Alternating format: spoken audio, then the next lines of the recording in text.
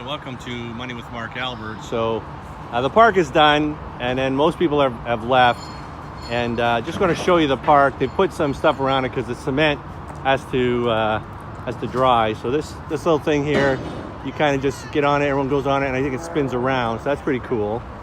Over here, this little thing, they got the springs on it. You can sit on it and go back and forth, right? So that's all right. This is quite outstanding.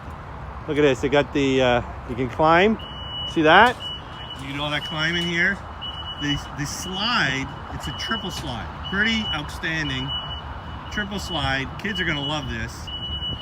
See that? Triple slide. You come down, right? You go all the way up. And then on this side, get these ropes to climb, and then over here there's another kind of like a funny little thing you climb up. It's got steps. So this is pretty cool, right? So if we come over here, we got swings. We got swings. And then over here we got this is for more of the little ones, right? Okay. So the park opens up next week after the weekend, just to give the cement about 72 hours to dry. But this is pretty great.